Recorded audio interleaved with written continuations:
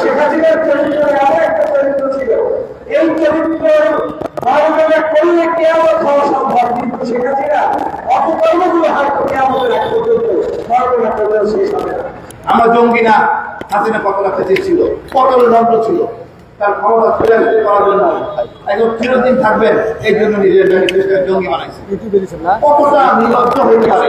বাংলাদেশের যে কাজগুলো শেখ হাসিনা অন্যায়ভাবে করেছে সেগুলো এখানে গ্রাফিতে তারা তুলে ধরার চেষ্টা করেছেন, যেটা জুলাইয়ের স্মৃতিচারণ অনুষ্ঠানের মধ্যে আমি মনে করি আমার অনেকটা প্রজেক্ট তারা হাতে নিয়েছে এবং একটি বক্তব্য নিয়ে জাতিকে যতটা জাগ্রত করা যায়, বোঝানো যায়, একটি গ্রাফিতে অনেক কিছু সেখানে ফুটে ওঠে।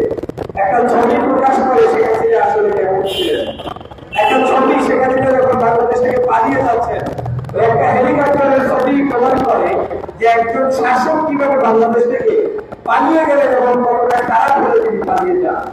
আপনি দেখেছেন এখানে তিনি সাহস করে 2013 সালের সেই শাহবাগে অন্যায়ভাবে বিমুখ করে কিছু মানুষকে মিথ্যাভাবে ফাঁসির কাছে ঝুলানোর জন্য চক্রান্ত হয়েছিল, সেই ফাঁসির কাছে ঝুলানো ব্যক্তিদের ছবিগুলো আজকে তারা এখানে দিয়েছেন।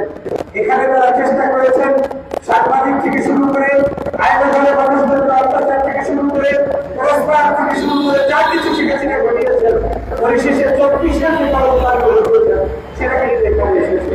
আমাদেরকে বারবার এই জুলাইকে স্মরণ করতে হবে, আমাদেরকে এই জুলাই জাতির কাছে প্রজন্ম থেকে প্রজন্মের কাছে তুলে ধরতে হবে এর কোনো বিকল্প নেই। আজকে হয়তো আপনারা 24 সালে দেখেছেন চোখের সামনে তারা আজকে আপনাদের মানুষদেরকে হত্যা করেছে, ভাইদেরকে হত্যা করেছে, বোনদেরকে হত্যা করেছে, আবার বিভিন্ন পেশার শ্রেণীজীবী মানুষদেরকে হত্যা করেছে, কিন্তু আপনার পরবর্তী প্রজন্ম হয়তো এটা জানবে না। তাকে জানানোর জন্য আমাদের যে কাজ তার মধ্যে অন্যতম হচ্ছে এই ধরনের আয়োজন, পাশাপাশি আমাদের কবিতায়, ছন্দে, গানে, বক্তব্যে, লেখনীতে, পাঠ্যপুস্তকে এগুলো অন্তর্ভুক্ত করতে হবে।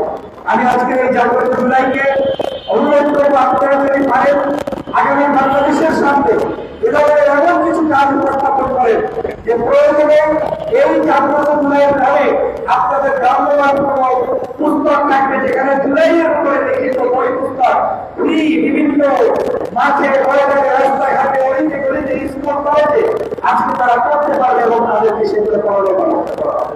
কারণ শেখ হাসিনার চরিত্রে আরো একটা চরিত্র ছিল, এই চরিত্র মর্যাদা করলে কেয়ামত হওয়া সম্ভব, কিন্তু শেখ হাসিনা অপকর্মগুলো হয়তো কেয়ামতের এক পর্যন্ত মর্যাদা করলেও শেষ হবে না।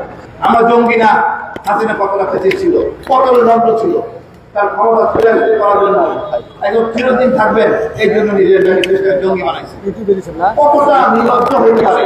আমরা এরকম হাসিনা কথা বলতে চাই না, হোক জামাত, হোক বিএনপি, হোক এনসিপি, আমরা জনগণের প্রতিনিধি হবে, জনগণ সম্মান করবে।